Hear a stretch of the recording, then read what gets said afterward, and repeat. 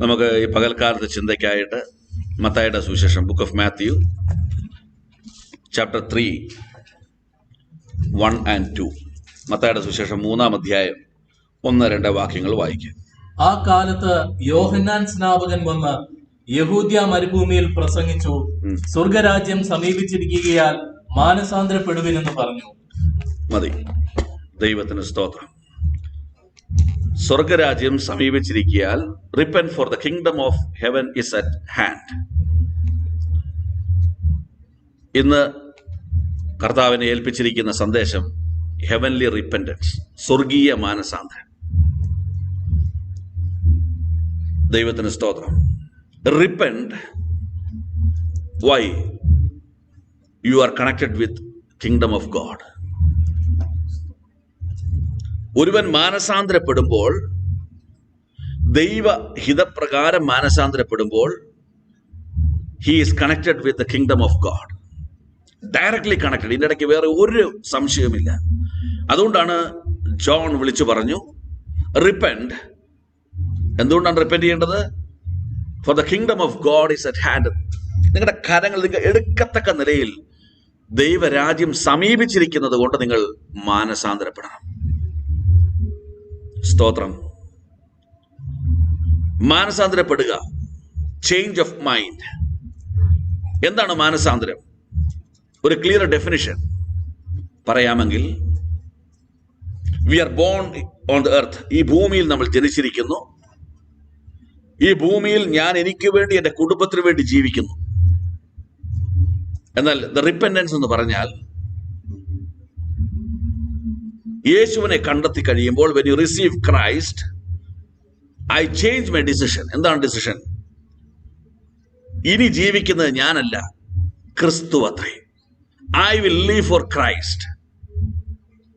ദൈവത്തിനായി എന്നെ വിട്ടുകൊടുക്കുന്ന ഒരു സ്വർഗീയ എക്സ്പീരിയൻസ്, ഹെവൻലി എക്സ്പീരിയൻസ് ആണ് റിപ്പന്റൻസ് എന്ന് പറയുന്നത്. I am available for God. I am committed with God. I am submitted to God. അങ്ങനെ, അതാണ് റിപ്പന്റൻസ് എന്ന് പറയുന്നത്. ഇനിയും ജീവിക്കുന്നത് എനിക്ക് വേണ്ടിയല്ല, ഞാൻ ജീവിക്കുന്നത് കർത്താവിന് വേണ്ടിയാണ്. അങ്ങനെ ഒരു റിപ്പന്റൻസ് നമ്മുടെ ലൈഫിൽ കടന്നു വരുമ്പോൾ, you are very close with the kingdom of God. U are connected with the kingdom of God. ഒറ്റ വാക്കിൽ പറഞ്ഞാൽ, നമ്മളിൽ ഉണ്ടാകുന്ന മാനസാന്തരം ദൈവത്തിന് പ്രസാദമുള്ളതായിരിക്കണം, അല്ലെങ്കിൽ ദൈവവചനപ്രകാരമായിരിക്കണം, അല്ലെങ്കിൽ സ്തോത്രം ഗോഡ്ലി അപ്രൂവ്ഡ് ആയിരിക്കണം, ദൈവം അപ്രൂവ് ചെയ്തായിരിക്കണം. എന്തുകൊണ്ടാണ് നമ്മൾ മാനസാന്തരം? Why we shall repent? Book of Romans chapter 3:23 പറയുന്നു, റോമാലേഖനം 3:23 പറയുന്നു, ഒരു വ്യത്യാസവുമില്ല, എല്ലാവരും പാപം ചെയ്ത് ദൈവ തേജസ് ഇല്ലാത്തവരായി തീർന്നു. ഒരു വ്യത്യാസവുമില്ല. നീ വലിയ ജോലിക്കാരനാണോ, നീ വലിയ കുടുംബക്കാരനാണോ, ഇതൊന്നും ഒരു വിഷയമല്ല. വചനം പറയുന്നു, for there is no distinction, for all have sinned and fall short of the glory of God. എല്ലാവരും പാപം ചെയ്ത് ആ ദൈവ തേജസ് നഷ്ടപ്പെട്ടത് കൊണ്ട് എല്ലാവരും മാനസാന്തരപ്പെടണം. എനിക്ക് മാനസാന്തരം ആവശ്യമില്ല എന്ന് ചിന്തിക്കുവാൻ ആർക്കും അവകാശമില്ല. Don't think I don't need a repentance.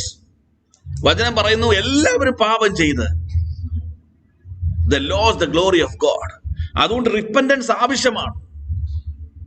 അതുകൊണ്ടാണ് റിപ്പന്റൻസിനെ കുറിച്ച് വചനം ശക്തമായി പഠിപ്പിക്കുന്നത്. ഇനി മർക്കോസിന്റെ സുവിശേഷം 2-ാം അധ്യായം 17-ാം വാക്യം, മാർക്ക് ചാപ്റ്റർ 2 verses 17 ഒന്ന് വായിക്കാമെങ്കിൽ അവിടെ ഒരു കാര്യം കാണാൻ കഴിയും. യേശു അത് കേട്ട് അവരോട്, ദീനക്കാർക്കല്ലാതെ സൗഖ്യമുള്ളവർക്ക് വൈദ്യനെ കൊണ്ട് ആവശ്യമില്ല. ഞാൻ നീതിമാന്മാരെ അല്ല, പാപികളെ അത്രേ വിളിപ്പാൻ വന്നത് എന്ന് പറഞ്ഞു. I came to restore the sinners. ഒരു രോഗിക്ക് വൈദ്യനെ ആവശ്യമുള്ളതുപോലെ ഒരു പാപിക്ക് യേശു ആവശ്യമാണ്, ഫോർ ഹിസ് റിയൽ റിപ്പന്റൻസ്. ഞാൻ വന്നിരിക്കുന്നത് പോലും to provide, to guide you to the real repentance. ആ യഥാർത്ഥ മാനസാന്തരത്തിലേക്ക് നമ്മൾ നയിക്കപ്പെടേണ്ടതിന് വേണ്ടിയാണ് ഞാൻ വന്നിരിക്കുന്നത്. അതുകൊണ്ട് എൻ്റെ ലൂക്കോസ് 15:17 എന്താണ് പറയുന്നത്? ലൂക്ക് 15:17 എന്താണ് പറയുന്നത്? ഒന്ന് വായിച്ചേ, ഞാൻ വായിപ്പിക്കുകയാണ്. ലൂക്ക് 15:17. അപ്പോൾ സുബോധം വന്നിട്ട് അവൻ 15 അങ്ങനെ മാനസാന്തരപ്പെടുന്ന ഒരു പാപിയെ കുറിച്ച് ദൈവദൂതന്മാരുടെ മധ്യേ സന്തോഷമുണ്ടാകുമെന്ന് ഞാൻ നിങ്ങളോട് പറയുന്നു. അപ്പോൾ ഒരു റിയൽ റിപ്പന്റൻസ് ഭൂമിയിൽ നടക്കുമ്പോൾ there will be a joy in heaven. അപ്പോൾ ഒരു റിയൽ റിപ്പന്റൻസിന് വേണ്ടി കാത്തിരിക്കുന്ന ഒരു സ്വർഗം. Every day the whole heaven is waiting for a real repentance in us, in each of us. ഓരോ വ്യക്തിയിലും ദൈവഹിതപ്രകാരമുള്ള ഒരു മാനസാന്തരം വരുന്നത് കാണുവാൻ സ്വർഗവും സ്വർഗീയ പിതാവും സ്വർഗാദി സൈന്യവും സ്വർഗീയ ദൂതന്മാരും കാത്തിരിക്കുകയാണ്. ആ റിപ്പന്റൻസ് നമ്മിൽ ഉണ്ടാകുമ്പോൾ സ്വർഗത്തിന് വലിയ സന്തോഷം ഉണ്ടാകും. സ്തോത്രം. അപ്പൊ റിപ്പന്റൻസിലൂടെ എന്താണ് സംഭവിക്കുന്നത്? എങ്ങനെയാണ് you are connected to kingdom of God? ദൈവരാജ്യവുമായി എങ്ങനെ മാനസാന്തരപ്പെടുന്ന ഒരു വ്യക്തി കണക്റ്റഡ് ആകുന്നു? Ephesians chapter 2 verses 12 and 13. എഫേസ്യർ 2-13 വാക്യങ്ങളൊന്ന് വായിക്കാം. അക്കാലത്ത് നിങ്ങൾ ക്രിസ്തുവിനെ കൂടാതെയുള്ളവരും. ഒന്ന് നിർത്തി വായിച്ചോണേ. ആ കാലത്ത്, ബിഫോർ റിപ്പന്റൻസ്, നിങ്ങൾ ക്രിസ്തുവിനെ കൂടാതെയുള്ളവരും. ഞാൻ എടുത്തിട്ട് വായിക്കാം, ഒരു മിനിറ്റ്.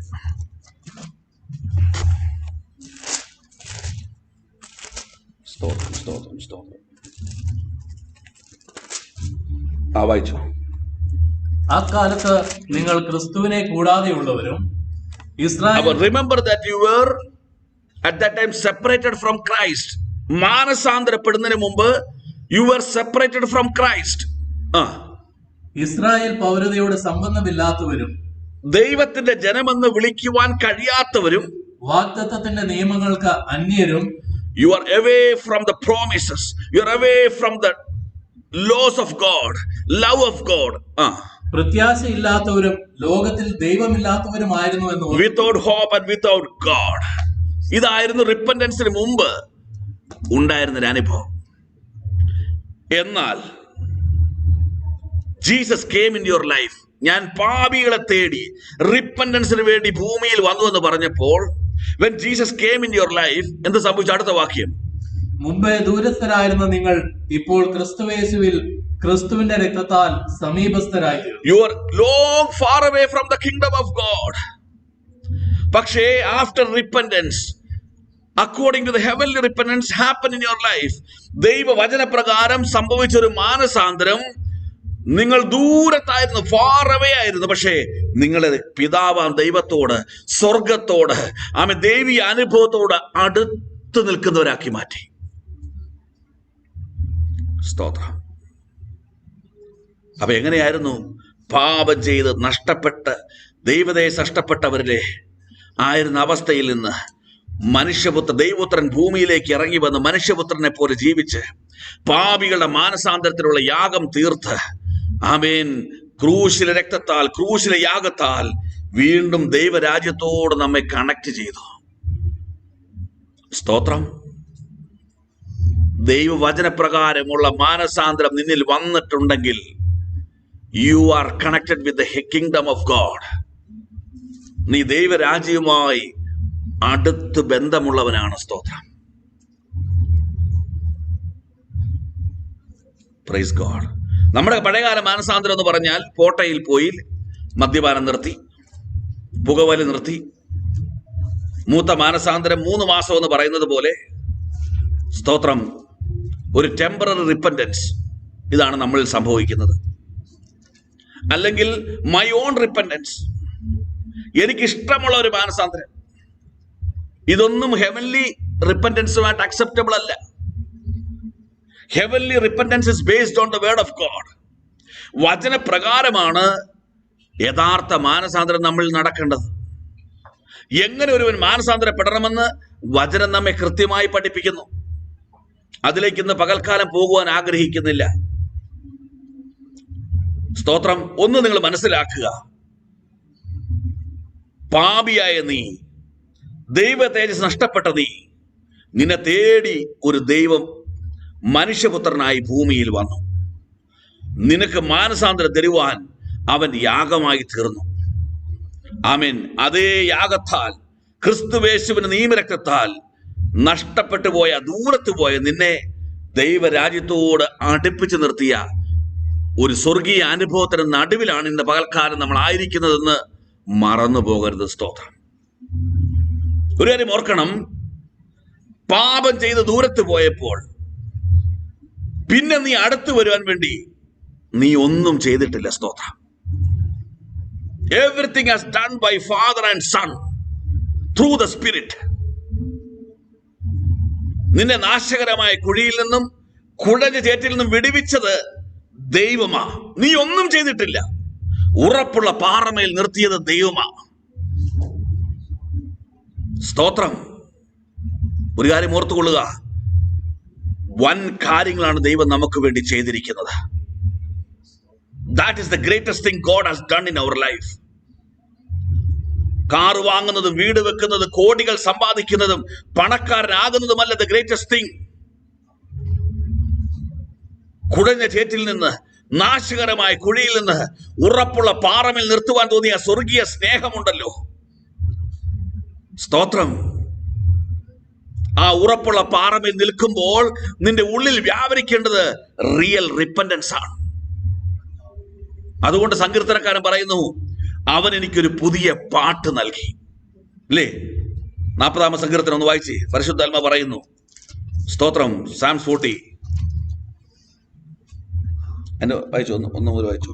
ഞാൻ യഹോവയ്ക്കായി കാത്തിരുന്നു, അവൻ എങ്കിലേക്ക് ചാഞ്ഞ് എന്റെ നിലവിളി കേട്ടു. നാശകരമായ കുഴിയിൽ നിന്നും കുഴഞ്ഞ ചേറ്റിൽ നിന്നും അവൻ എന്നെ കയറ്റി. ഞാൻ കേറിയതല്ല, അവൻ എന്നെ കയറ്റി. എന്റെ കാലുകളെ ഒരു പാറമേൽ നിർത്തി എന്റെ ഗമനത്തെ സ്ഥിരമാക്കി. എന്റെ കാലുകളെ ഒരു ഉറപ്പുള്ള പാറമേൽ നിർത്തി എന്റെ ഗമനത്തെ സ്ഥിരമാക്കി.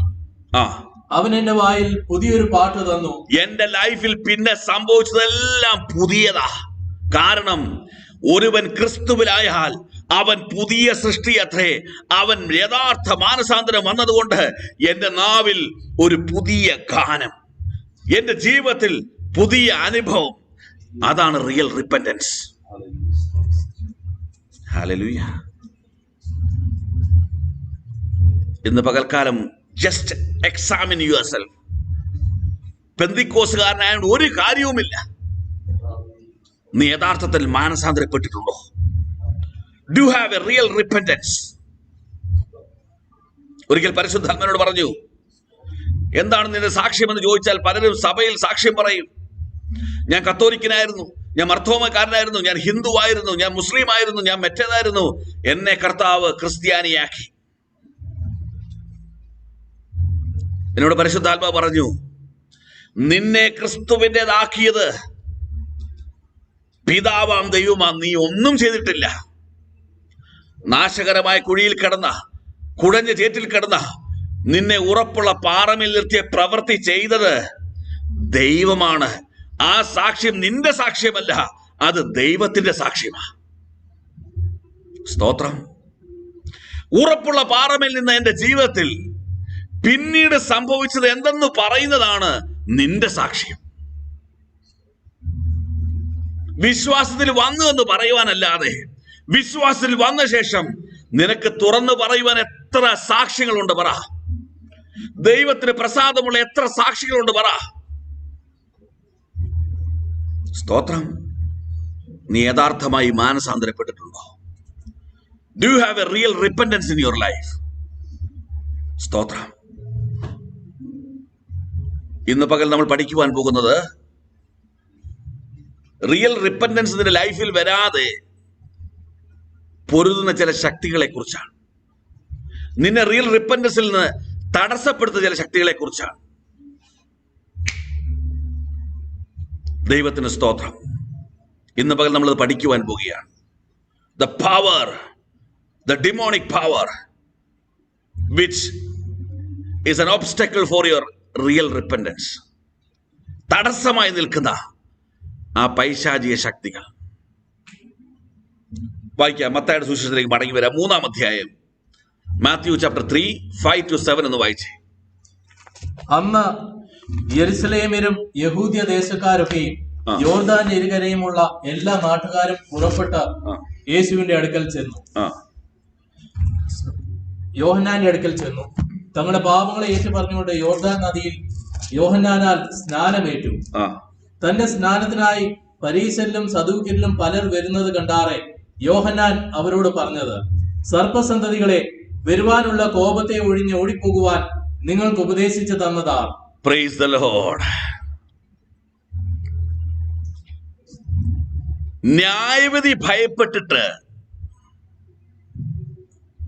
മാനസാന്തരപ്പെടുവാൻ വന്നവരെ യോഹന്നാൻ വിളിച്ച പേര്, oh brethren, praise the Lord brother എന്നല്ല വിളിച്ചത്, സൺ ഓഫ് ഡെവിൾ എന്നാ വിളിച്ചത്.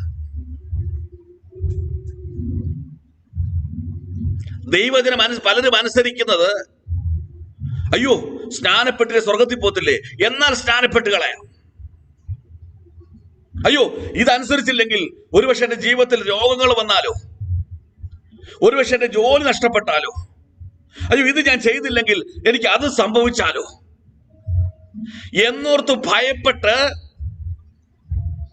ക്രിസ്തുവിലേക്ക് വരുന്നവരുണ്ട്.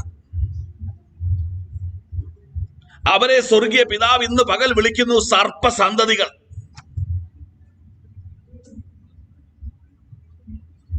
എന്തെങ്കിലും സംഭവിക്കുമെന്ന് ഭയപ്പെട്ടിട്ടല്ല നിനക്കൊരു റിയൽ റിപ്പന്റൻസ് വരേണ്ടത്. ഒരു മഹാസംഭവം കാൽവറിയിൽ നടന്നു, അത് ഓർത്തിട്ടാണ് നിന്റെ റിപ്പന്റൻസ് നടക്കേണ്ടത്. ഹല്ലേലൂയ, സ്തോത്രം. Repentance shall be filled with the love of God. കർത്താവിനായി നിന്നെ സബ്മിറ്റ് ചെയ്യുന്നത്, സ്തോത്രം, എന്തെങ്കിലും ഒരു ബെനിഫിറ്റിന് വേണ്ടിയല്ല. Benefited repentance.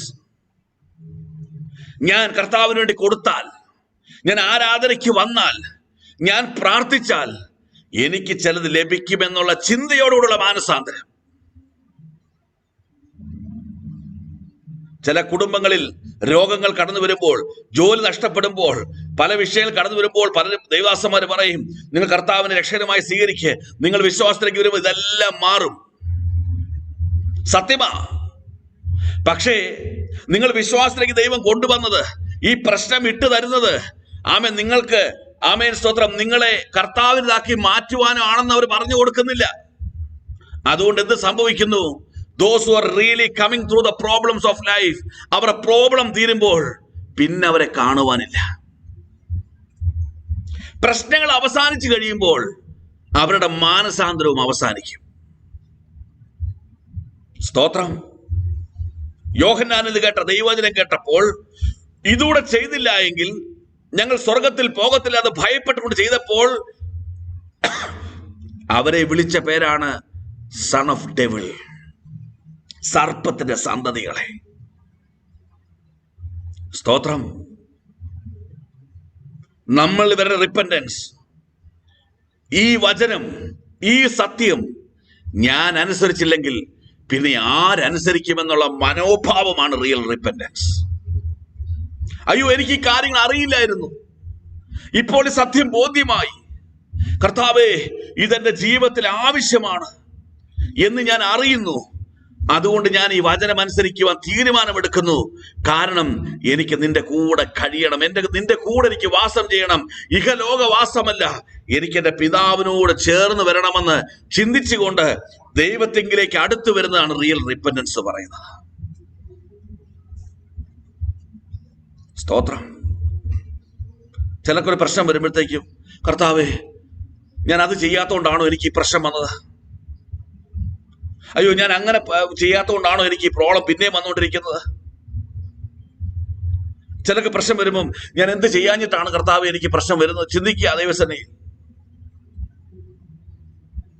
സ്തോത്രം. ഓരോ പ്രശ്നങ്ങൾ നിന്റെ ജീവിതത്തിൽ കടന്നു വരുമ്പോൾ അല്പം മുമ്പ് ഞാൻ ഓർപ്പിച്ചതുപോലെ ദൈവത്തിന് സ്നേഹത്തിന്റെ ഒരു സന്ദേശം നിന്നോട് പറയുവാനുണ്ട്. അത് ഏറ്റെടുക്കുന്നവൻ സ്നേഹത്തോടെ, അയ്യോ എന്റെ കർത്താവ് എന്നെ സ്നേഹിച്ചല്ലോ, എന്റെ കുറവ് എനിക്ക് വെളിപ്പെടുത്തിയല്ലോ, ഇത് ഞാൻ ചെയ്തില്ലെങ്കിൽ ആര് ചെയ്യും, ഞാൻ തന്നെ ഇത് ചെയ്യണമെന്നുള്ള വലിയ സ്നേഹത്തോടെ അടുത്ത് വരുന്നതാണ് റിയൽ റിപ്പന്റൻസ്. പേടിച്ചിട്ട് ചെയ്യുന്നതല്ല റിയൽ റിപ്പന്റൻസ്. എന്തെങ്കിലും ബെനിഫിറ്റിന് വേണ്ടി ചെയ്യുന്നതല്ല റിയൽ റിപ്പന്റൻസ്. സ്തോത്രം. നമ്മൾ നേർച്ച തരും, കർത്താവേ ഇന്നത് ചെയ്യാമെങ്കിൽ, ഇന്നത് സംഭവിക്കാമെങ്കിൽ ഞാൻ മെഴുതി കത്തിച്ചേക്കാം, ഞാൻ എണ്ണ ഒഴിച്ചേക്കാം, ഞാൻ ഇന്ന സ്ഥലത്ത് തീർത്ഥാടനത്തിന് പൊക്കോളാം. കർത്താവ് എനിക്ക് വേണ്ടി നല്ല ചെയ്താൽ നിനക്ക് ഇഷ്ടമുള്ള കാര്യം ഞാൻ ചെയ്യാമെന്ന്. ഇതാണ് പറഞ്ഞു വെച്ചതിന്റെ രത്ന ചുരുക്കം. സ്തോത്രം. ഹല്ലേലൂയ. ഇന്ന് പകൽക്കാലം ഓർത്തുകൊള്ളുക, സ്നേഹത്തോടെ അവന്റെ അരികിലേക്ക് വരുന്ന ഒരു ബെനിഫിറ്റും ആഗ്രഹിക്കാതെ, ഭയപ്പെടാതെ, കർത്താവ് ന്യായവിധി വരുമെന്ന് പേടിക്കാതെ പൂർണ്ണമായി സമർപ്പിക്കുന്നതാണ് റിയൽ റിപ്പന്റൻസ് എന്ന് പറയുന്നത്. ഒരിക്കൽ സക്കായി ഇറങ്ങിത്തിരിച്ചു യേശുവിനെ കാണുവാൻ. ഞാൻ ആ വചനമൊന്നും വായിക്കുന്നില്ല. ലൂക്ക് ചാപ്റ്റർ 19 1-3 എന്ന് വായിച്ചു. ലൂക്ക് ചാപ്റ്റർ 19 19 അധ്യായം 1 മുതൽ 3 വരെയുള്ള വാക്യങ്ങൾ. അവൻ യെരിഹോവിലെത്തി കടന്നു പോകുമ്പോൾ ചുങ്കക്കാരിൽ പ്രമാണിയും ധനവാനുമായ സക്കായി എന്ന പേരുള്ള ഒരു പുരുഷൻ യേശു എങ്ങനെയുള്ളവൻ എന്ന് കാണുവാൻ ശ്രമിച്ചു. വളർച്ചയിൽ കുറിയവനാകൊണ്ട് പുരുഷാരം നിമിത്തം കഴിഞ്ഞില്ല. നോക്കിക്കേ, യേശുവിനുള്ള സ്നേഹത്തിൽ, യേശു ആരെന്നറിയാനുള്ള ആഗ്രഹത്തിൽ, ധനവാനാണ്, സമ്പന്നനാണ്, പ്രമാണിയാണ്, അവന്റെ ജീവിതത്തിൽ യാതൊരു പ്രശ്നങ്ങളുമില്ല. പ്രതികൂലത്തിന് നടുവിലല്ല അവൻ യേശുവിന്റെ അരികിലേക്ക് ഓടിയത്. അവനെ കാണുവാൻ, അറിയുവാൻ, യേശുവിനെ അനുഗ്രഹിക്കാനുള്ള വലിയ ഒരു ആഗ്രഹമാണ് സക്കായി യേശുവിലേക്ക് അടുപ്പിച്ചത്. സ്തോത്രം. പ്രശ്നം വരുമ്പോൾ ഓടി വരുന്നവനല്ല മാനസാന്തരപ്പെട്ടവൻ. ഏത് സമയത്ത് ദൈവസന്നിധിയിലുള്ളവനാണ് മാനസാന്തരപ്പെട്ടവൻ. കഷ്ടതയിലും സമ്പന്നതയിലും സന്തോഷത്തിലും ദുഃഖത്തിലും യേശുവിനോട് പറ്റിയിരിക്കുന്നവനാണ് യഥാർത്ഥ മാനസാന്തരം. ഇനി 5-8 ഒന്ന് വായിച്ച് 19 5 മുതൽ 8 വരെ. അവൻ ആ സ്ഥലത്തെത്തിയപ്പോൾ മേലോട്ട് നോക്കി, സക്കായിയെ വേഗം ഇറങ്ങി വാ, ഞാൻ ഇന്ന് നിന്റെ വീട്ടിൽ പാർക്കേണ്ടതാകുന്നുവെന്ന് അവനോട് പറഞ്ഞു. അവൻ ബന്ധപ്പെട്ട് ഇറങ്ങി സന്തോഷത്തോടെ യേശുവിനെ കൈക്കൊണ്ടു. കണ്ടവരെല്ലാം അവൻ പാപിയായ ഒരു മനുഷ്യനോട് കൂടെ പാർപ്പാൻ പോയി എന്ന് പറഞ്ഞ് പിറുപിറുത്തു.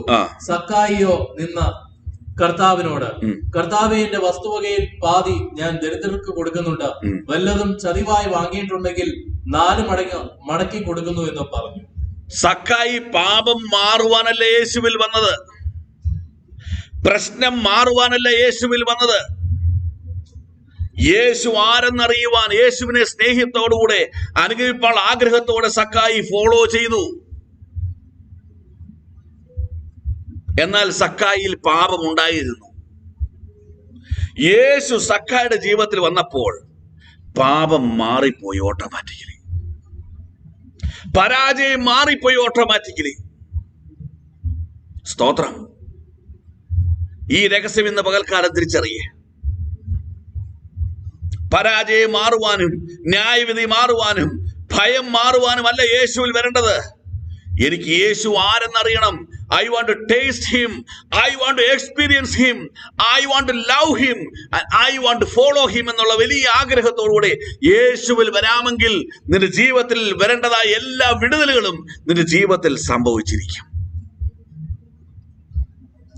അതിന് 9 എന്ന് വായിച്ചേ, 59 എന്ന് വായിച്ച്, 99 എന്ന് വായിച്ച്. യേശു അവനോട്, ഇവനും അബ്രഹാമിന്റെ മകനാകിയാൽ ഇന്നേ വീടിന് രക്ഷ വന്നിരിക്കുന്നു. Praise the Lord. നോക്കിക്കേ, ഒരുവൻ ഇറങ്ങിത്തിരിച്ചു യേശു ആരെന്നറിയുവാൻ, അവന്റെ കുടുംബം മുഴുവൻ രക്ഷ പ്രാപിച്ചു. ദൈവത്തിന് സ്തോത്രം. His family was saved. എന്താ കാരണം അറിയാമോ? സക്കായിൽ വന്നത് റിയൽ റിപ്പന്റൻസ് ആയിരുന്നു. ഗോഡ് അപ്രൂവ് ചെയ്തത്. ഇന്നൊരു ദൂതനോട് പറയുക, നിന്റെ കുടുംബത്തിലെ വിടുതൽ ദൈവം തരുവാൻ തയ്യാറാ. നിന്റെ മാതാപിതാക്കൾ വിടുവിക്കപ്പെടുക ദൈവം തയ്യാറാ. നിന്റെ ജീവിത പങ്കാളി വിടുവിക്കപ്പെടുവാൻ ദൈവം തയ്യാറാ. പക്ഷെ മാനസാന്തരപ്പെട്ടത് അവകാശപ്പെടുന്ന നിന്റെ ജീവിതത്തിൽ ദൈവഹിതപ്രകാരമുള്ള ഒരു മാനസാന്തരം വന്നിട്ടില്ല. ഇന്ന് പകൽക്കാലം ദൈവാത്മാവ് ദൂത് പറയുന്നു, ഇന്ന് പകലിൽ ആ റിപ്പന്റൻസിൽ വരുമെങ്കിൽ ഈ ദിനങ്ങളിൽ നിന്റെ കുടുംബത്തിൽ വിടുതൽ നടക്കും. സ്തോത്രം. എന്താണ് നിൽ വരേണ്ട മാറ്റം? യേശു ആരാന്ന് എനിക്കറിയണം, എനിക്കൊന്ന് അനുഭവിക്കണം, എനിക്ക് അവനെ സ്നേഹിക്കണം, എനിക്ക് അവനെ അനുഗമിക്കണം, എന്നെ പൂർണ്ണമായി ദൈവത്തിനായി വിട്ടുകൊടുക്കണം. Not for any benefit, not because you are afraid, not to run away from the problems. ഇതിനല്ല നീ യേശുവിൽ വരേണ്ടത്. ദൂരസ്ഥനായിരുന്നു നിന്നെ അടുത്ത് കൊണ്ടുവന്നത്, നിന്നെ യേശുവിനാക്കി മാറ്റുവാൻ വേണ്ടിയാ. റോമൻസ് 12:2 വായിച്ചിട്ട് ആ ഭാഗം ഇടട്ടെ. റോമാലേഖനം 12:2 വായിച്ചേ. റോമൻസ് 12:2. ഈ ലോകത്തിന് അനുരൂപമാകാതെ നന്മയും പ്രസാദവും പൂർണ്ണതയുമുള്ള ദൈവഹിതം ഇന്നതെന്ന് തിരിച്ചറിയേണ്ടതിന് മനസ്സ് പുതുക്കി രൂപാന്തരപ്പെടും. Price the Lord. നന്മയും പൂർണ്ണതയും പ്രസാദമുള്ള, നന്മ നിറഞ്ഞ പൂർണ്ണതയുള്ള ദൈവിക പ്രസാദമുള്ള ഒരു മാനസാന്തരം നമ്മളിൽ ഉണ്ടാകണം. A real repentance according to the word of God. ദൈവം ആഗ്രഹിക്കുന്ന ഒരു മാനസാന്തരം. നീ എന്തെങ്കിലും തന്നാൽ നിന്നെ സ്നേഹിക്കാം, നോട്ട് ഫോർ എനി ബെനിഫിറ്റ്. നേർച്ച നേരുവാനുള്ളതല്ല നീ. സ്തോത്രം. Not because you are afraid, not to run away from the problems. ഇതിനു വേണ്ടിയല്ല നിന്റെ റിപ്പന്റൻസ്. ടു ബി വിത്ത് ക്രൈസ്റ്റ്, യേശുവിനോട് കൂടെ ജീവിക്കണം. അതാണ് റിയൽ റിപ്പന്റൻസ്. ഇതാണ് നിന്റെ ജീവിതത്തിലെ യഥാർത്ഥ തടസ്സം. രണ്ടാമത്തെ തടസ്സം വീണ്ടും മടങ്ങി വരെ. മാത്യു 3:9 എന്ന് വായിച്ചേ. അബ്രഹാം ഞങ്ങൾക്ക് പിതാവായിട്ടുണ്ട് എന്ന് ഉള്ളം കൊണ്ട് പറയുവാൻ തുനിയരുത്. മതി. വായിച്ചു. ഈ കല്ലുകളിൽ നിന്ന് അബ്രഹാമിന് മക്കളെ ഉളവാക്കുവാൻ ദൈവത്തിന് കഴിയുമെന്ന് ഞാൻ നിങ്ങളോട് പറയുന്നു. രണ്ടാമത് നിന്റെ റിയൽ റിപ്പന്റൻസ് തടസ്സമായി നിൽക്കുന്നത് നിന്റെ പാരമ്പര്യമാണ്, നിന്റെ ഹെറിഡിറ്ററി. യേശു വചനം പ്രസംഗിക്കുമ്പോൾ ഞങ്ങളുടെ അബ്രഹാമിനേക്കാൾ ഇവൻ വലിയവനോ, മോശയെക്കാൾ ഇവൻ വലിയവനോ, ന്യായപ്രമാണം നീക്കുവാൻ വന്നവനോ, അവർക്ക് പറയുവാനുള്ളത് പാരമ്പര്യമായിരുന്നു. എന്റെ യേശുവിന് പറയുവാൻ പാരമ്പര്യമില്ല. കാരണം ജോസഫിൽ നല്ല അവൻ ഉളവായത്. പിതാവാൻ ദൈവത്തിൽ നിന്ന് ഉളവായവന് പാരമ്പര്യമില്ല. അവന് പറയുവാൻ പാരമ്പര്യമില്ല. He was just born from heaven. പരിശുദ്ധാത്മാവിൽ ജനിക്കപ്പെട്ടവന് പാരമ്പര്യം പറയുവാനില്ല. വീണ്ടും ജനനം പ്രാപിക്കുന്നത് കുടുംബത്തിൽ നിന്നല്ല, സഭയിൽ നിന്നല്ല, ക്രിസ്തുവിൽ നിന്നാണ്. പറയുവാൻ പാരമ്പര്യമില്ലവനെ. സ്തോത്രം. പാരമ്പര്യം പറയണമെങ്കിൽ ഞാൻ ഒരു വചനം വായിച്ച് കേൾപ്പിക്കാം. യോഹന്നാൻ 1:1, ജോൺ 1:1 വായിച്ചേ. യോഹന്നാൻ 1:1. ആദിയിൽ വചനമുണ്ടായിരുന്നു. മതി. ആദിയിൽ, ഫ്രം ദ ബിഗിനിങ് എന്തുണ്ടായിരുന്നു? വചനമുണ്ടായിരുന്നു. AD 52-ലും 64-ലും 130-ലും 25-ലും ഒക്കെ ജനിച്ച സഭയുടെയും കുടുംബത്തിന്റെ പാരമ്പര്യം പറയുമ്പോൾ നീ ഓർക്കണം. ആമേൻ. ലോക സ്ഥാപനത്തിന് മുമ്പേ, ആദിയിൽ, ആമേൻ, മനുഷ്യർ ഉളവാകുന്നതിന് മുമ്പേ വചനമുണ്ടായിരുന്നു. ഏറ്റവും പാരമ്പര്യം അങ്ങനെ പറയണമെങ്കിൽ വചനത്തിനാണ് പറയുവാനുള്ളത്. സ്തോത്രം. അങ്ങനെയെങ്കിൽ ഏറ്റവും വലിയ പാരമ്പര്യം നീ മുറുകെ പിടിക്കേ, വചനം എന്ന പാരമ്പര്യം. സ്തോത്രം. യോഹന്നാന്റെ സുവിശേഷം 4-ാം അധ്യായം 19-21 വാക്യങ്ങൾ. ബുക്ക് ഓഫ് ജോൺ 19-20 വായിച്ചേ. സ്ത്രീ അവനോട്, യജമാനനെ, നീ പ്രവാചകൻ എന്ന് ഞാൻ കാണുന്നു. ശമരിയയിലെത്തിയ യേശു ശമരിയ സ്ത്രീയെ കാണുന്നു. അപ്പോൾ അവൾ പറയുന്ന വാക്കാണ്. പറയൂ, വായിക്കൂ. ഞങ്ങളുടെ പിതാക്കന്മാർ ഈ മലയിൽ നമസ്കരിച്ചു വന്നു. നമസ്കരിക്കേണ്ടുന്ന സ്ഥലം യെരുശലേമിലാകുന്നുവെന്ന് നിങ്ങൾ പറയുന്നു എന്ന് പറഞ്ഞു. യേശു അവളോട് പറഞ്ഞത്, സ്ത്രീയെ, എന്റെ വാക്ക് വിശ്വസിക്കുക. നിങ്ങൾ പിതാവിനെ നമസ്കരിക്കുന്നത് ഈ മലയിലുമല്ല യെരുശലേമിലുമല്ല എന്നുള്ള നാഴിക വരുന്നു. Price the Lord. ശമരിയക്കാരി പറയുകയാണ്, നീ പ്രവാചകനാണ്, നീ ദൈവത്തിൽ നിന്ന് വന്നവനാണ്. You came from God. I realize. പക്ഷെ ഞങ്ങൾക്കൊരു പാരമ്പര്യം പറയുവാനുണ്ട്. യെരുശലേമിൽ ഞങ്ങൾ ആരാധിക്കണം. ഈ മലയിൽ ഞങ്ങൾ ആരാധിക്കണം, കുരിശ് മലയിൽ ഞങ്ങൾ ആരാധിക്കണം, മലയാറ്റൂരിൽ ഞങ്ങൾ ആരാധിക്കണം, മണർകാടിൽ ഞങ്ങൾ ആരാധിക്കണം. ഞങ്ങൾക്ക് പറയുവാനുള്ള പാരമ്പര്യമുണ്ട്. പക്ഷേ യേശു പറയുന്നു, നീ എന്നിൽ വിശ്വസിക്കേ, ആമേ, പിതാവിനെ ആരാധിക്കുവാൻ പാരമ്പര്യം ആവശ്യമില്ല എന്നും സത്യത്തിലും ആത്മാവിലും ആരാധിക്കുന്ന ഒരു സ്വർഗീയ അനുഭവം ഞാൻ നിന്റെ മേൽ പകരുവാൻ പോകുന്നുവെന്നും ഒരു വ്യക്തമായ ദൂത് അവിടെ സ്ത്രീയോട് വിളിച്ചു പറയുകയാണ്. യഥാർത്ഥ മാനസാന്തരം നിന്നെ പുറകോട്ട് പിടിച്ചു വലിക്കുന്നത് നിന്റെ പാരമ്പര്യം. എന്താ നിന്റെ പാരമ്പര്യം? കേവലം ഒരു ശ്വാസമാണ് നിന്റെ പാരമ്പര്യം. ഈ ദാനമായി നൽകിയ ശ്വാസം എപ്പോൾ അവസാനിക്കുന്നുവോ നീ ഞാനും ശവമായി ഭൂമിയിൽ വീഴും. സ്തോത്രം. ഒരു പാരമ്പര്യവും പറഞ്ഞിട്ട് ഈ ശവത്തെ ആരും ഭൂമിയിൽ സൂക്ഷിക്കുകയില്ല. വേഗത്തിൽ 6 അടി മണ്ണിലേക്ക് തള്ളിയിടും, ഇല്ലെങ്കിൽ നാറ്റം വമിക്കും. എന്നാൽ മരണ യോർദാൻ അക്കരെ പാരമ്പര്യമില്ലാതെ കാത്തിരിക്കുന്ന ഒരു സ്വർഗീയ സ്നേഹം നിന്നെ ഉദ്ധാനം ചെയ്ത് പിതാവിലേക്ക് കൊണ്ടുപോകുവാൻ ഇന്ന് പകൽക്കാലം കാത്തിരിക്കുന്നത് നീ മറന്നു പോകരുത്. മലയിലും തീർത്ഥാടന കേന്ദ്രങ്ങളിലും വിശുദ്ധ സ്ഥലത്തും ആരാധിക്കുന്ന കാലം മാറി, പാരമ്പര്യം മാറി. നീ എന്തായിരിക്കുന്നുവോ, നീ എവിടെയായിരിക്കുന്നുവോ, നിന്റെ അരികിലേക്ക് ഇറങ്ങി വരുന്ന ഒരു സ്വർഗീയ സാന്നിധ്യം ഇന്ന് പകൽക്കാലം നിന്റെ ഭവനത്തിലും നിന്റെ ജീവിതത്തിലും കടന്നു വരുവാൻ പോകുകയാണ്. സ്തോത്രം. പാരമ്പര്യം. ആദിയിൽ വചനമുണ്ടായിരുന്നു. സ്തോത്രം. അപ്പോസ്തലപ്രവൃത്തി 22:3 വായിച്ച് വേഗത്തിൽ വായിച്ചയക്കണം. ആക്ട്സ് 22:3. ഇനി വേഗത്തിൽ വായിച്ച് സഹായിക്കണം. ഞാൻ കിലിക്കിയയിലെ തർസോസിൽ ജനിച്ച യഹൂദനും, പൗലോസ് പറയും, ഞാൻ യഹൂദനും ഈ നഗരത്തിൽ വന്ന് ഗമാലിയലിന്റെ കാൽക്കൽ ഇരുന്ന പിതാക്കന്മാരുടെ ന്യായപ്രമാണം സൂക്ഷ്മതയോടെ അഭ്യസിച്ചവനുമാകിയാൽ മതി. ഞാൻ ചില്ലറക്കാരനല്ല. ഇവിടുത്തെ ഏറ്റവും നല്ല ബൈബിൾ സെമിനാരിയായ ഗമാലിയലിന്റെ സെമിനാരിയിൽ എന്റെ പിതാക്കന്മാരുടെ പാരമ്പര്യ പ്രകാരമുള്ള ന്യായപ്രമാണം എങ്ങനെ അഭ്യസിച്ചന? സൂക്ഷ്മതയോടെ, വളരെ കെയർഫുൾ ആയിട്ട്, line by line, sentence by sentence ഞാൻ പഠിച്ചവനാ. ഞാൻ ചെറിയ ആളല്ല, ഓർത്തോണം. I have a great knowledge in theology.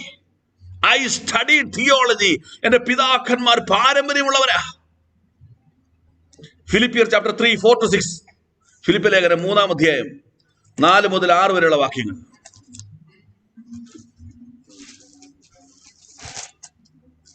നിങ്ങൾ അത് വായിച്ചാൽ ക്രിസ്തുവിനെ സംബന്ധിച്ചുള്ള മർമ്മത്തിൽ എനിക്കുള്ള ബോധം നിങ്ങൾക്ക് ഗ്രഹിക്കാം.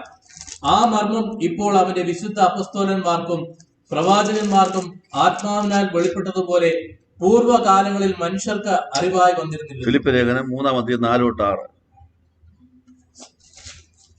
പക്ഷേ എനിക്ക് ജഡത്തിലും ആശ്രയിപ്പാൻ വകയുണ്ട്. മറ്റാർക്കാരും ജഡത്തിൽ ആശ്രയിക്കാമെന്ന് തോന്നിയാൽ എനിക്ക് അധികം. ജഡത്തിൽ എനിക്ക് ആശ്രയിക്കാൻ നോക്കിയാൽ, പാരമ്പര്യം നോക്കിയാൽ എനിക്ക് അധികം പറയുവാനുണ്ട്. വായിക്കാം. 8-ാം നാളിൽ പരിച്ഛേദനയേറ്റവൻ, ഇസ്രായേൽ ജാതിക്കാരൻ, ബെന്യാമീൻ ഗോത്രക്കാരൻ, എബ്രായരിൽ നിന്നും ജനിച്ച എബ്രായൻ, ന്യായപ്രമാണം സംബന്ധിച്ച പരീശൻ, ശുഷ്കാന്തി സംബന്ധിച്ച സഭയെ ഉപദ്രവിച്ചവൻ, ന്യായപ്രമാണത്തിലെ നീതി സംബന്ധിച്ച അനിന്യൻ. Price the Lord. എനിക്ക് എന്റെ പാരമ്പര്യം എഴുതാൻ തുടങ്ങിയാലുണ്ടല്ലോ, നിങ്ങൾക്ക് ആർക്കുമില്ലാത്ത പാരമ്പര്യം എനിക്ക് പറയുവാനുണ്ട്. Great knowledge in theology. ജനനം കൊണ്ട് ഇസ്രായേലിൻ, എബ്രായൻ, ശുഷ്കാന്തിയുള്ളവൻ, യഹൂദൻ. ഞാൻ ശക്തമായ പാരമ്പര്യമുള്ളവൻ. എന്നാൽ അതിന്റെ 6, 7, 8 വാക്യങ്ങൾ വായിച്ചേ. എങ്കിലും ലാഭമായിരുന്നതൊക്കെ ഞാൻ ക്രിസ്തു നിമിത്തം ഛേദമെന്നെണ്ണിയിരിക്കുന്നു. എനിക്ക് വാട്ടെവർ ഐ ഫീൽ ഗ്രേറ്റർ, അതെനിക്കിന്ന് 0 വാല്യൂ ആയി തോന്നുകയാണ്. വായിക്കാം. അത്രയുമല്ല, എന്റെ കർത്താവായ ക്രിസ്തുയേശുവിനെ കുറിച്ചുള്ള പരിജ്ഞാനത്തിന്റെ ശ്രേഷ്ഠത നിമിത്തം ഞാൻ ഇപ്പോഴും എല്ലാം ഛേദമെന്നെണ്ണുന്നു. I count them as rubbish. എന്റെ പാരമ്പര്യം റബ്ബിഷായി എണ്ണുന്നു. എന്റെ പാരമ്പര്യം പരാജയം എന്നെണ്ണുന്നു. എനിക്ക് കർത്താവിനെ കാണുവാൻ കഴിഞ്ഞപ്പോൾ ഒന്ന് മനസ്സിലായി. ഗമാലിയേലിന്റെ പഠനമോ യഹൂദ ഗോത്രത്തിലെ ജനനമോ ആമേൻ ന്യായപ്രമാണ ശുഷ്കാന്തിയേക്കാൾ ഉപരിയായി എന്റെ മേൽ വെളിപ്പെട്ട യേശു എന്ന അനുഭവം എന്റെ സകല അനുഭവങ്ങളെ മാറ്റിമറിച്ചിരിക്കുന്നു. അതൊരു സ്വർഗീയ അനുഭവമാണ്. അതുകൊണ്ട് എന്റെ പാരമ്പര്യത്തെ ഐ കൗണ്ട് ആസ് റബ്ബിഷ്. സ്തോത്രം. ഹല്ലേലൂയ. ഇനി 10-11 വായിച്ചേ. 10 and 11 സെയിം ചാപ്റ്റർ. അവന്റെ മരണത്തോട് അനുരൂപപ്പെട്ടിട്ട് അവനെയും അവന്റെ പുനരുത്ഥാനത്തിന്റെ ശക്തിയെയും അവന്റെ കഷ്ടാനുഭവങ്ങളുടെ കൂട്ടായ്മയും അനുഭവിച്ചറിയേണ്ടതിന് ഇങ്ങനെ വല്ല വിധേനയും മരിച്ചവരുടെ ഇടയിൽ നിന്നുള്ള പുനരുത്ഥാനം പ്രാപിക്കണമെന്ന് വെച്ചു ഞാൻ അവന്റെ നിമിത്തം എല്ലാം ഉപേക്ഷിച്ച് ചവറെന്നെണ്ണുന്നു. Price the Lord. ഞാൻ സകലതും വേസ്റ്റ് എന്ന് എണ്ണുന്നു. എന്റെ തിയോളജി വേസ്റ്റ്, എന്റെ പാരമ്പര്യം വേസ്റ്റ്, എന്റെ കുടുംബം വേസ്റ്റ്, ഈ ഭൂമിയിലെ സകല നന്മകളും waste. Resurrection, father God, Jesus Christ and the Holy Spirit, ഇത് ഞാൻ എക്സ്പീരിയൻസ് ചെയ്തപ്പോൾ ഭൂമിയിലുള്ള സകലതും ഞാൻ വേസ്റ്റ് എന്നെണ്ണുന്നു. എന്റെ പാരമ്പര്യത്തിൽ എന്നെ വിടുവിപ്പാൻ കഴിയുകയില്ല. എന്റെ പാരമ്പര്യത്തിൽ എന്നെ ഒരു മകനാക്കുവാൻ കഴിയുകയില്ല. സ്തോത്രം. I count them as rubbish. I count them as waste. വീട്ടിലൊരു വേസ്റ്റ് കൊണ്ടുവന്നാൽ കവറിൽ കെട്ടി പുറത്ത് കളയുന്നത് പോലെ ഇന്ന് പകൽക്കാലം നിന്റെ പാരമ്പര്യത്തെ നിന്റെ ഭവനത്തിൽ നിന്ന്, നിന്റെ ഹൃദയത്തിൽ നിന്ന് പുറത്ത് കളയുന്നവൻ ഇന്ന് പകൽക്കാലം സ്വർഗവുമായി കണക്റ്റഡ് ആയി മാറാൻ പോകുകയാണ്. ഇത് മാത്രമല്ല, പത്രോസ് ഇച്ചിടെ കൃത്യമായിട്ട് എഴുതി. 1 Peter chapter 1 18 and 19. വ്യർത്ഥവും പിതൃപാരമ്പര്യവുമായുള്ള നിങ്ങളുടെ നടപ്പിൽ നിന്ന് നിങ്ങളെ വീണ്ടെടുത്തിരിക്കുന്നത് പൊന്ന്, വെള്ളി മുതലായ അഴിഞ്ഞു പോകുന്ന വസ്തുക്കളെ കൊണ്ടല്ല, ക്രിസ്തു എന്ന നിർദോഷവും നിഷ്കളങ്കവുമായ കുഞ്ഞാടിന്റെ വിലയേറിയ രക്തം കൊണ്ടത്രേ എന്ന് നിങ്ങൾ അറിയുന്നുവല്ലോ. വ്യർത്ഥവും യൂസ്ലെസ് ആയ നിങ്ങളുടെ പിതൃ പാരമ്പര്യത്തിൽ നിന്ന് ഞാൻ നിങ്ങളെ വീണ്ടെടുത്തിരിക്കുന്നു. അങ്ങനല്ലേ വായിച്ചു? ഒന്നും വായിച്ചു. തെറ്റിച്ചാണോ ഇനി പറയുന്നത്? വ്യർത്ഥവും പിതൃപാരമ്പര്യവുമായുള്ള നിങ്ങളുടെ നടപ്പിൽ നിന്ന് നിങ്ങളെ വീണ്ടെടുത്തിരിക്കുന്നത്. പിതൃപാരമ്പര്യം കൊണ്ടുള്ള നടപ്പില്ല, നിങ്ങളുടെ യൂസ്ലെസ് വ്യർത്ഥമായ നടപ്പിൽ നിന്ന് ഞാൻ നിങ്ങളെ വീണ്ടെടുത്തിരിക്കുന്നത് പൊന്ന്, വെള്ളി മുതലായ അഴിഞ്ഞു പോകുന്ന വസ്തുക്കളെ കൊണ്ടല്ല. നീ ഒരിക്കലും മടങ്ങി പാരമ്പര്യത്തിൽ പോകാതിരിക്കുവാൻ അഴിഞ്ഞു പോകുന്ന ഒരു കാര്യം കൊണ്ടല്ല നിന്നെ ഞാൻ വീണ്ടെടുത്തിരിക്കുന്നത്. അഴിഞ്ഞു പോകാത്തതും ഏറ്റവും ശക്തവുമായ ക്രിസ്തു എന്ന നിർദോഷവും നിഷ്കളങ്കവുമായ കുഞ്ഞാടിന്റെ വിലയേറിയ രക്തം കൊണ്ട് നിന്നെ വീണ്ടെടുത്തിരിക്കുന്നു. വിലയേറിയ രക്തം കൊണ്ട് നിന്നെ വീണ്ടെടുത്തിരിക്കുന്നു. എവിടെയാ വീണ്ടെടുത്തത്?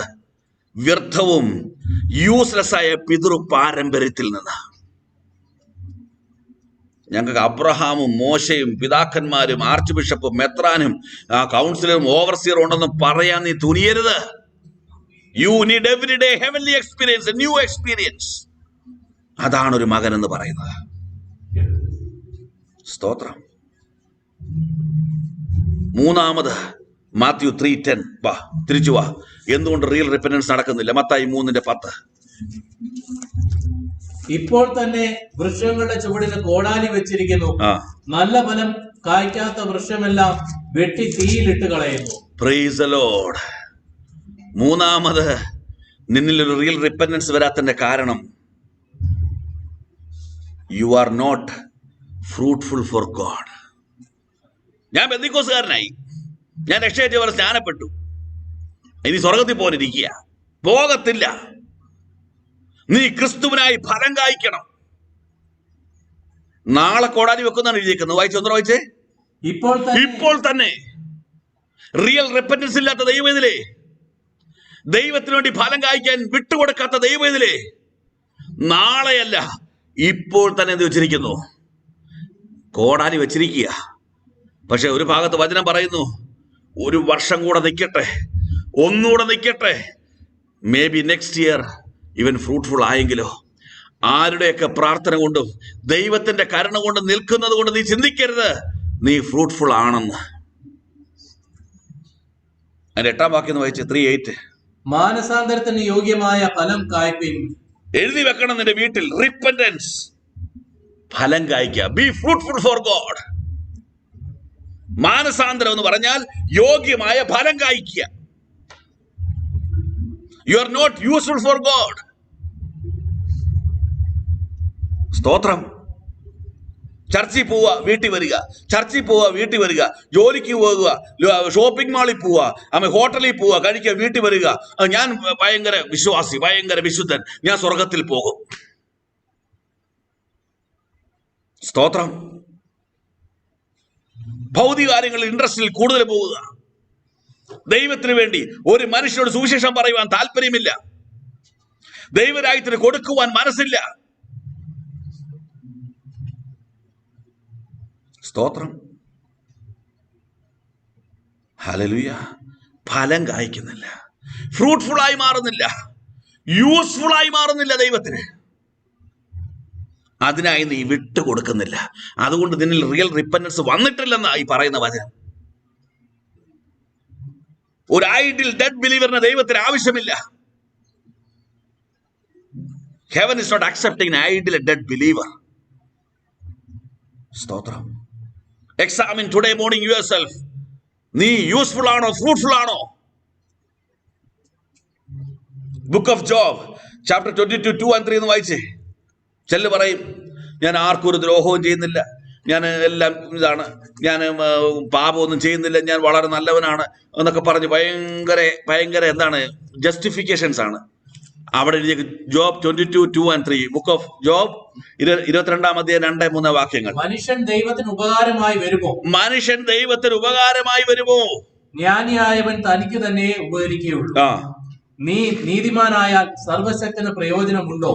നീ നിഷ്കളങ്കനായി നടക്കുന്നതിനാൽ അവന് ലാഭമുണ്ടോ? നോക്കിക്കേ, നിന്നെ കൊണ്ട് ഉപകാരമുണ്ടോന്ന്, നിന്നെ കൊണ്ട് പ്രയോജനമുണ്ടോന്ന്, നിന്നെ കൊണ്ട് ലാഭമുണ്ടോന്ന് നീ ആൻസർ ചെയ്യണം ഇന്ന് പകൽക്കാലം. Are you useful? Are you profitable? സ്തോത്രം. നിന്നെ വിടുവിച്ചത് കൊണ്ട് ദൈവത്തിന് എന്തു പ്രയോജനം? എനിക്ക് ദൈവത്തിന് പറയാനൊന്നുമില്ല, പക്ഷേ ഞാൻ പ്രാർത്ഥന വന്നതുകൊണ്ട് എനിക്ക് ജോലി കിട്ടി, എൻ്റെ പെമ്മക്കളെ കെട്ടിച്ച്, ഞാൻ വീട് വെച്ചു, നല്ല ശമ്പളം കിട്ടി, എനിക്കെല്ലാം കിട്ടി. ദൈവത്തിന് നിന്നെ കൊണ്ട് പ്രയോജനമുണ്ട്. നിനക്ക് ദൈവത്തെ കൊണ്ട് പ്രയോജനമുണ്ട്, പക്ഷെ ദൈവത്തിന് നിന്നെ കൊണ്ട് ഒരു പ്രയോജനവുമില്ലെന്ന്. ദാറ്റ് മീൻസ് നിന്നിൽ വന്നത് റിയൽ റിപ്പന്റൻസ് അല്ല, യഥാർത്ഥ മാനസാന്തരം നിന്നിൽ സംഭവിച്ചിട്ടില്ല. സ്തോത്രം. ഹല്ലേലൂയ. യേശു പറഞ്ഞെന്താണ്? ബുക്ക് ഓഫ് ജോൺ 4:34 എന്താണ് പറഞ്ഞത്? എന്നെ അയച്ചവൻ അവന്റെ ഇഷ്ടം ചെയ്യുക, അത് തീർക്കുക എന്നുള്ളതാണ് എന്റെ ആഹാരം. യേശു അവരോട് പറഞ്ഞത്, എന്നെ അയച്ചവന്റെ ഇഷ്ടം ചെയ്ത് അവന്റെ പ്രവൃത്തി തികയ്ക്കുന്നത് തന്നെ എന്റെ ആഹാരം. I am in the world because to fulfill the wish of God, fulfill the will of my Father. ഞാൻ ഈ ഭൂമിയിൽ നിൽക്കുന്നത് കൊണ്ട് ദൈവത്തിന് പ്രയോജനമുള്ളവനാകണം, യൂസ്ഫുൾ ആയി മാറണം. ഞാൻ ലജ്ജിക്കുന്നു, ഒരു കഴുതയെ ദൈവം യൂസ്ഫുൾ ആക്കി, ഒരു കാക്കയെ യൂസ്ഫുൾ ആക്കി, യോനെ കൊണ്ടുവരാൻ ഒരു മത്സ്യത്തെ യൂസ്ഫുൾ ആക്കി, പക്ഷികളെ മൃഗങ്ങളെ യൂസ്ഫുൾ ആക്കിയ ദൈവം ഇന്ന് പകൽ നിന്നെ യൂസ് ചെയ്തില്ലെങ്കിൽ നീ ആരാ? You are a dead believer. You don't have a real repentance in your life. ഈ യാഥാർത്ഥ്യം ഇന്ന് പകൽ തിരിച്ചറിയേ. നിന്നെ കൊണ്ട് കർത്താവിന്റെ ആ വാക്ക് നോക്കിക്കേ, വല്ല പ്രയോജനമുണ്ടോ? വല്ല ഉപകാരമുണ്ടോ? വല്ല ലാഭവുമുണ്ടോ? സ്തോത്രം. Praise God. ഹല്ലേലൂയ. ഇന്ന് പകലിൽ പറ, എന്തെങ്കിലും ബെനിഫിറ്റ് വേണ്ടിയല്ല കർത്താവേ, എനിക്കെന്തെങ്കിലും സംഭവിക്കുന്ന ഓർത്തിട്ടല്ല കർത്താവേ, എന്നെ പൂർണ്ണമായി സമർപ്പിക്കുന്നു നിനക്കെന്ന് പറയാൻ കഴിയുമെങ്കിൽ പരിശുദ്ധാത്മ ഇന്ന് പകൽ നിന്റെ മേൽ വന്നു കഴിഞ്ഞു. ഇനി പാരമ്പര്യത്തിനെ തടഞ്ഞു വെക്കുവാൻ കഴിയുകയില്ല, പാരമ്പര്യത്തിൽ എന്നെ വിടുവിപ്പാൻ കഴിയില്ലെന്ന് തിരിച്ചറിഞ്ഞുകൊണ്ട് ആമേൻ വചനമെന്ന പാരമ്പര്യത്തെ മുറുകെ പിടിക്കുവാൻ ഇന്ന് പകൽ തീരുമാനമെടുക്കുന്നെങ്കിൽ നിന്റെ മേൽ പരിശുദ്ധാത്മ വന്നു കഴിഞ്ഞു. മൂന്നാമത്, ഞാൻ എൻ്റെ കർത്താവിന് പ്രയോജനമുള്ളവനായി ഈ ഭൂമിയിൽ ജീവിക്കും. എൻ്റെ കർത്താവ് എന്തു പറഞ്ഞാലും എന്ത് ചോദിച്ചാലും കർത്താവ് ഇത് ഞാൻ അതുപോലെ ചെയ്യുവാൻ തയ്യാറാകുമെന്ന് പറഞ്ഞുകൊണ്ട് എനിക്ക് ഫലം കായ്ക്കണം, ഫ്രൂട്ട്ഫുള്ളായി മാറണം. എൻ്റെ അപ്പൻ്റെ ഇഷ്ടം ഭൂമിയിൽ ചെയ്യുവാൻ വേണ്ടിയാണ് ഞാൻ എന്നെ കർത്താവ് ആമേൻ ആമേൻ എവിടെ നിന്ന് ആമേൻ പിതൃ പാരമ്പര്യത്തിൽ തന്നെ വീണ്ടെടുത്തതെന്ന് ആ അറിവോടെ സമർപ്പിക്കുവാൻ കഴിയുമെങ്കിൽ ഇന്ന് പകൽ സ്തോത്രം നിന്റെ മേൽ പരിശുദ്ധാത്മാവ് വരും. ഈ വചനങ്ങൾ നിങ്ങൾ അക്സെപ്റ്റ് ചെയ്താലും ഇല്ലെങ്കിലും ഇതിന്റെ ഒന്നും ആവശ്യമില്ല നിങ്ങളിപ്പോൾ ഹൃദയത്തിൽ പറഞ്ഞെങ്കിലും ഒരു കാര്യം സംഭവിക്കാൻ പോവുക. അന്ന് സത്യം മൂടി വെക്കാൻ ആർക്കും കഴിയുകയില്ല. മാത്യു 3:12 പറഞ്ഞ് പ്രാർത്ഥിക്കാം. 3:12 വീശുമുറം അവന്റെ കയ്യിലുണ്ട്. അവൻ കളത്തെ മുറ്റും വെടിപ്പാക്കി ഗോതമ്പ് കളപ്പുരയിൽ കൂട്ടിവെക്കുകയും പതിർ കെടാത്ത തീയിലിട്ട് ചുട്ടുകളയുകയും ചെയ്യും. നിങ്ങൾക്കറിയാം, പഴയ കാലത്ത് ഇപ്പൊ മെഷീനാണ്. പഴയ കാലത്ത് നെല്ല് ഇങ്ങനെ ഇടുമ്പോൾ ഒരു മുറവുണ്ട്, ഇങ്ങനെ അടിക്കുമ്പോൾ കനമുള്ള നെല്ല് താഴേക്ക് വീഴും, കനമില്ലാത്ത പതിര് കാറ്റുള്ളിടത്തും അങ്ങ് മാറി വീഴും. അതിനെ സെപ്പറേറ്റ് ചെയ്യും. ഈ നല്ല ഫലം കായ്ച്ച ഗോതമ്പ്, റിയൽ റിപ്പൻറ്റൻസ് ഉള്ള കൂട്ടം യജമാനന്റെ കളപ്പുരയിലേക്കും, റിപ്പൻറ്റൻസ് ഉണ്ടെന്ന് ഭാവിച്ചവരും റിപ്പൻറ്റൻസ് ഇല്ലാത്തവരും കെടാത്ത തീയിലേക്കും ഒരു നാൾ പോകും. ഇത് സത്യമാണ്. ഇന്ന് പകൽ പാരമ്പര്യത്തെ നീ ഉപേക്ഷിക്കുക. ഇന്ന് പകൽ ആമേൻ എന്തെങ്കിലും ബെനിഫിറ്റിന് വേണ്ടി ക്രിസ്തുവിനോട് വരാനുള്ളതിന്റെ മനോഭാവത്തെ ഉപേക്ഷിക്കുക. 3, പൂർണ്ണമായി വിട്ടുകൊടുക്കാത്തതിന്റെ മനോഭാവത്തെ ഉപേക്ഷിക്കുക. റിയൽ റിപ്പൻറ്റൻസിലേക്ക്, റിയൽ മാനസാന്തരത്തിലേക്ക് നീ കടന്നു വാ. ദൈവത്തിനെ നീ സ്വർഗവും സ്വർഗീയ പിതാവുമായി ഇന്ന് ദൈവം നിന്നെ ബന്ധപ്പെടുത്തുവാൻ പോകുക. ഇന്ന് ഈ വചനം കേട്ട് നീ അനുസരിക്കുവാൻ തയ്യാറാകുന്നില്ല എങ്കിൽ ഒരിക്കൽ വീശുമുറത്തിലേക്ക്, അതിൻ്റെ അനുഭവത്തിലേക്ക് ദൈവം നിന്നെ കൊണ്ടുപോകും. യജമാനന്റെ കളപ്പുരയിലേക്കാണോ കെടാത്ത തീയിലേക്കാണോ എന്ന് അന്ന് വ്യക്തമായി ലോകത്തിന് നടുവിൽ ദൈവം വെളിപ്പെടുത്തും. നഷ്ടപ്പെട്ടു പോകരുത്. മടങ്ങി വാ നിന്റെ അപ്പന്റെ അരികിലേക്ക്. ഏതെങ്കിലും സഭയിലേക്കല്ല, നിന്റെ അപ്പന്റെ അരികിലേക്ക്, വചനത്തിലേക്ക്. ഈ പകൽക്കാലം ദൈവാത്മാവ് നിന്നെ വിളിക്കുന്നു. യഥാർത്ഥ മാനസാന്തരമുള്ളവനായി ഇന്ന് പകൽക്കാലം മാറുവാൻ ഒരവസരം കൂടെ ദൈവം നിനക്ക് നൽകി തരുന്നു.